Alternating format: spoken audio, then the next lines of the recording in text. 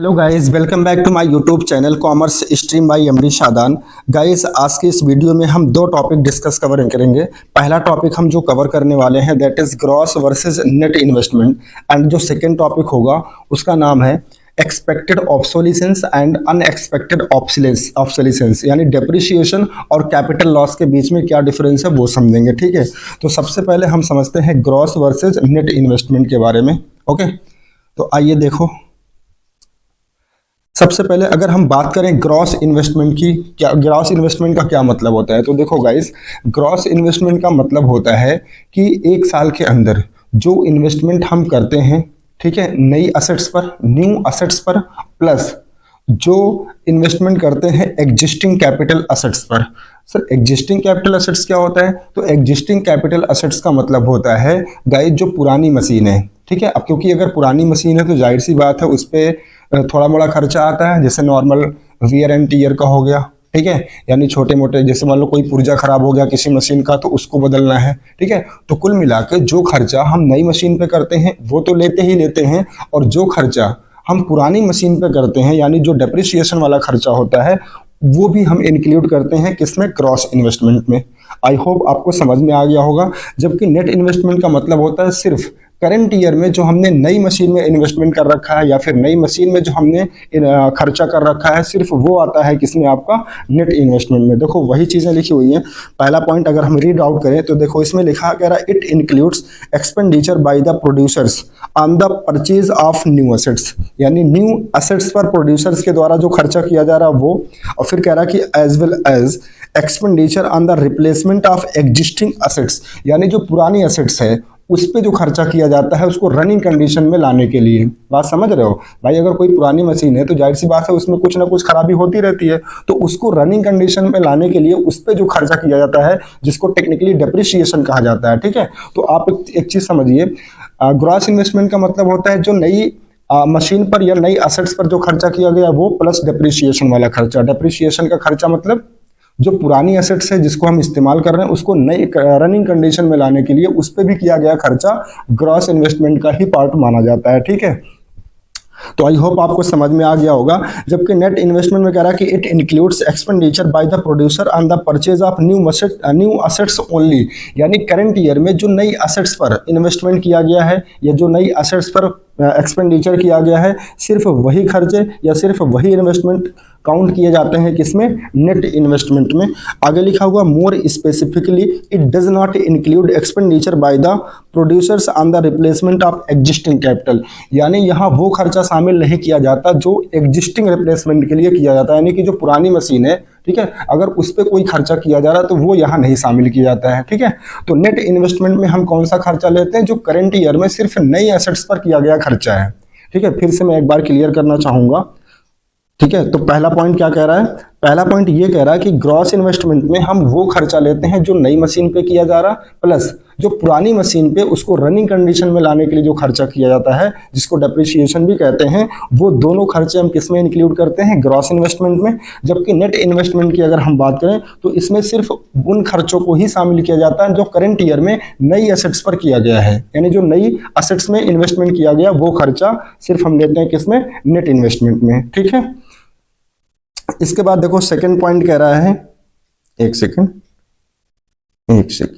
हाँ, second point कह रहा है इट इंक्लूड रिप्लेसमेंट इन्वेस्टमेंट, यानी जिसका दूसरा नाम होता है डेप्रिसिएशन ऑफ फिक्स्ड असेट्स। ये बात मैंने पहले ही बता दी कि ग्रॉस इन्वेस्टमेंट में हम रिप्लेसमेंट इन्वेस्टमेंट की जो कॉस्ट होती है, जो खर्चा होता है, यानी कि जो डेप्रिसिएशन का जो खर्चा होता है उसको भी इंक्लूड करते हैं।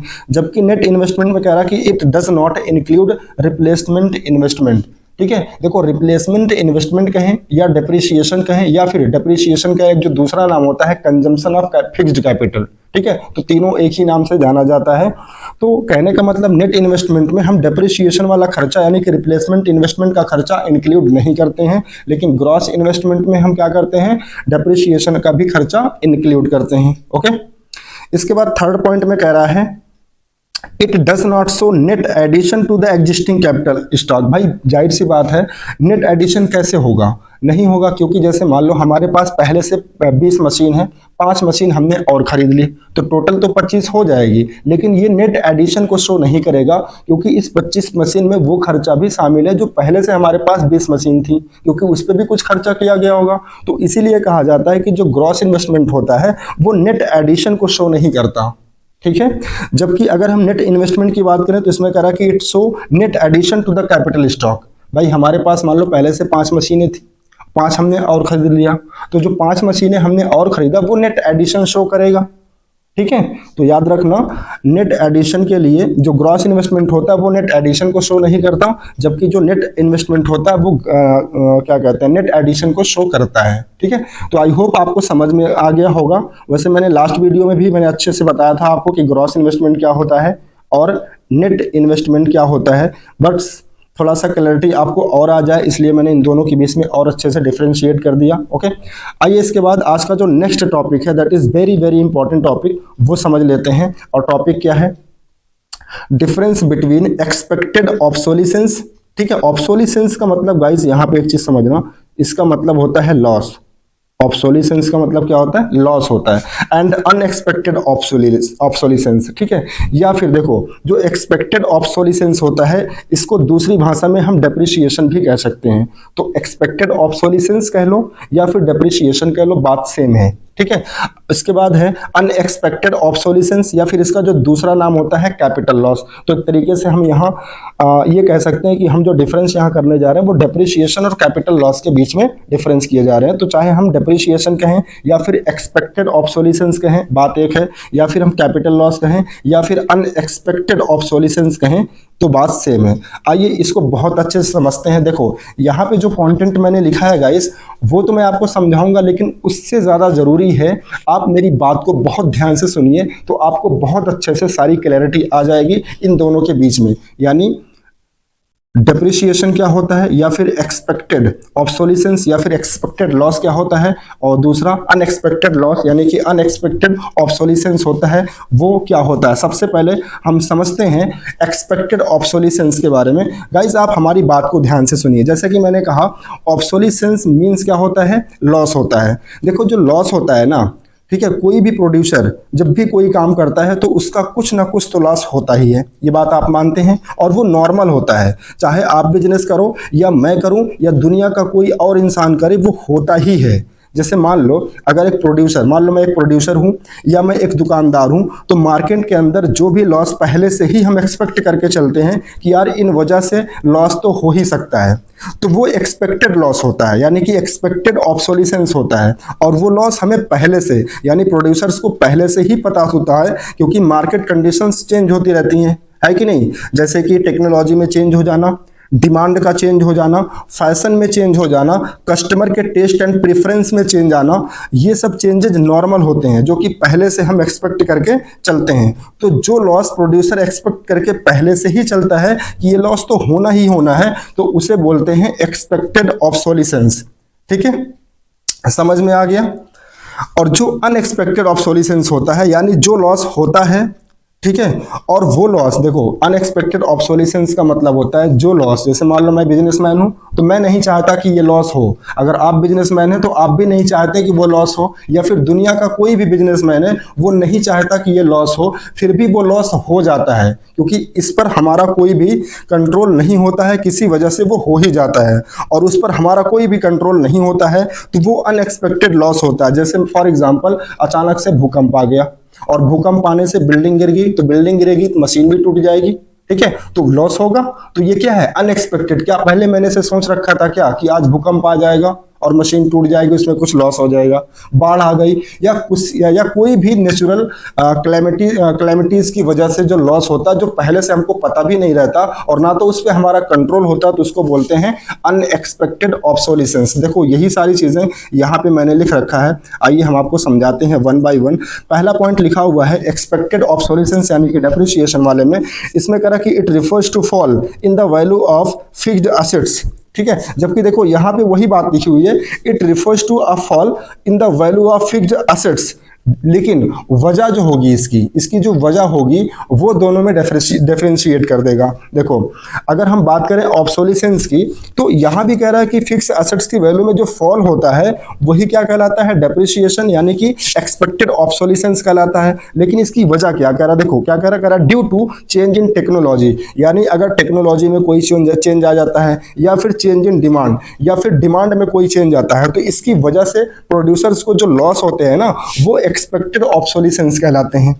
ठीक है, और अनएक्सपेक्टेड ऑब्सोलिसेंस में देखो क्या लिखा, it refers to a fall in the value of fixed assets due to natural calamities. ठीक है, natural calamities or economic recession, यानी अगर मान लो देश में आर्थिक मंदी चल रही है तो जाहिर सी बात है लोगों के पास पैसा नहीं होगा, और जब पैसा सॉरी जब पैसा नहीं होगा तो लोग डिमांड भी नहीं कर पाएंगे। तो ऐसे कंडीशन में आपके पास जो स्टॉक होगा ना वो आपको सस्ते दामों पे यानी कि लॉस में बेचना पड़ेगा।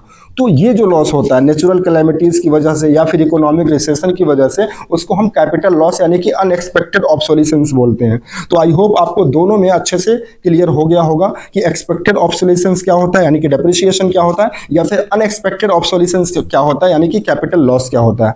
आइए इसके बाद नेक्स्ट पॉइंट समझते हैं। देखो नेक्स्ट पॉइंट में कह रहा है कि it is the part of depreciation. भाई मैंने पहले से ही बता दिया, देखो यहां देखो ऊपर मैंने पहले से ही ऑलरेडी लिख रखा है कि जो एक्सपेक्टेड ऑब्सोलिसेंस होते हैं, एक सेकंड, हाँ, जो एक्सपेक्टेड ऑब्सोलिसेंस होते हैं ये डेप्रिसिएशन ही होते हैं। ठीक है, और जो अनएक्सपेक्टेड ऑब्सोलिसेंस होते हैं ये किसका पार्ट होते हैं, कैपिटल लॉस का पार्ट होते हैं। तो वही बात यहां पे लिखी हुई है, एक सेकंड, यहां लिखा हुआ it is a part of depreciation, यानी एक्सपेक्टेड ऑब्सोलिसेंस जो होता है ये डेप्रिसिएशन का ही एक पार्ट होता है। जबकि इसमें कह रहा है कि it is not a part of depreciation, instead it points to capital loss, यानी अनएक्सपेक्टेड ऑब्सोलिसेंस ये किसका पार्ट होता है, कैपिटल लॉस का पार्ट होता है। ठीक है, थर्ड पॉइंट में लिखा हुआ है expected obsolescence managed through depreciation reserve fund. देखो जो एक्सपेक्टेड ऑब्सोलिसेंस यानी जो एक्सपेक्टेड लॉस होता है ये क्योंकि प्रोड्यूसर्स को पहले से पता होता है, तो इसलिए प्रोड्यूसर्स क्या कर सकता है, इस लॉस को मैनेज करने के लिए एक फंड बना सकता है जिसका नाम होता है DRF, यानी क्या कहते हैं, डेप्रिसिएशन रिजर्व फंड। कल मैंने समझाया था, जैसे मान लो मैं एक एग्जांपल से आपको समझाता हूं। जैसे मान लो कोई प्रोड्यूसर है, ठीक है, एक मशीन वो परचेज करता है, मान लो यहाँ मैं आपको समझाने की कोशिश कर रहा हूं। मान लो वो एक मशीन परचेज करता है 10 लाख की, कितने की, 10 लाख की, और मान लो इस मशीन की जो लाइफ है वो है 10 साल। ठीक है, तो इसका मतलब ये हुआ कि ये जो मशीन है वो 10 साल बाद क्या हो जाएगी, बेकार हो जाएगी। यानी 10 साल बाद हमें इस मशीन को रिप्लेस करना होगा, यानी दोबारा हमें 10 लाख रुपए की मशीनरी लेनी होगी।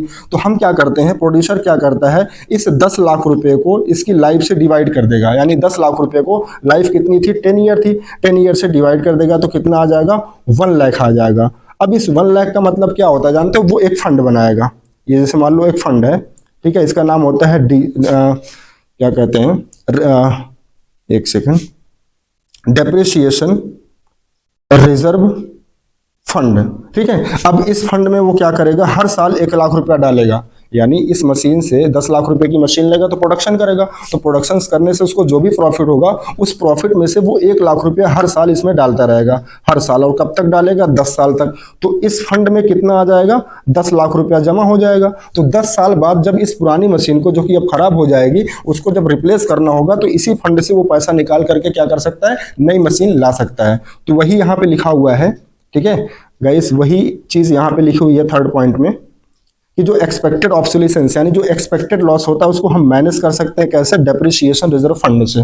ठीक है, और जो अनएक्सपेक्टेड ऑब्सोलिसेंस होता है कह रहा है is managed through insurance of fixed assets, यानी ये इसको भी हम मैनेज कर सकते हैं, लेकिन उसके लिए हमें जो हमारी फिक्स्ड एसेट्स है उसका इंश्योरेंस कराना पड़ेगा।